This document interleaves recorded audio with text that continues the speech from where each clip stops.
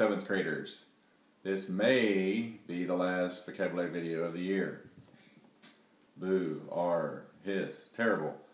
This week we're talking about predicting weather, and we realized that we probably needed to find some words before we just jump right into this.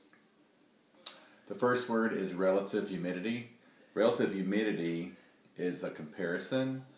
We've done ratios and stuff in math. It's a comparison of how much water is in the air compared to how much could be in the air.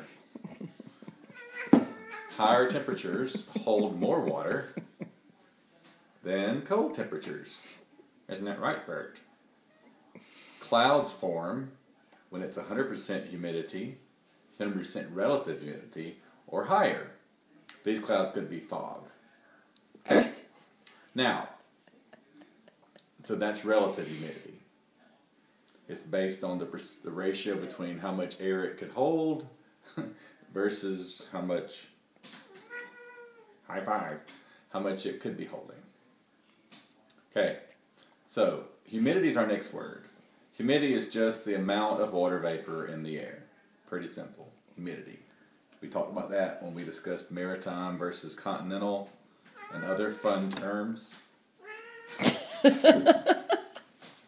Okay, our next word is forecasting. Forecasting means to predict or estimate. And it could be doing that to a future event, like the weather, or some kind of trend. You can estimate a trend. You've done patterns since you were in very low grades. So the next word we're talking about is dew point. Dew point is different from relative humidity, different from just humidity.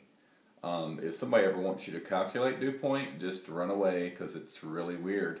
But one thing we want you just to know, the dew point is the temperature at which it has to get to before dew will form.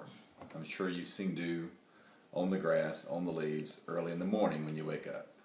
Depending on the dew point and whether the temperature gets to it or below it, there'll be dew on the ground or it'll be entirely dry. Alright, temperature. Temperature is the degree of hotness or coldness of a body or the environment. That's temperature. Remote sensing. We'll talk about this a different way in 8th grade, but remote sensing basically is obtaining information about an object without having direct contact. So, they can determine, using these different things, radar, satellite, they can determine the location of a weather system, such as a hurricane or a cyclone or cold and warm fronts, all these different things using technology and not having to go and actually touch the hurricane, which sounds really terrible. So that's remote sensing. Then, satellite imaging. Satellite imaging these things display objects, whether clouds, water, or land surfaces, based on the temperature of the object.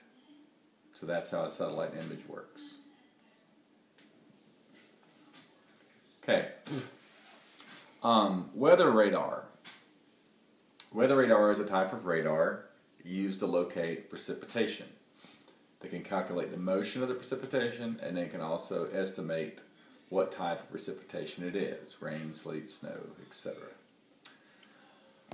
Last word is Doppler radar. Doppler radar is just a specific type of weather radar that it uses the Doppler effect. Doppler effect means when things are sent out, and the closer they are, the quicker they come back to you. But this Doppler effect produced movement data about an object that are far away.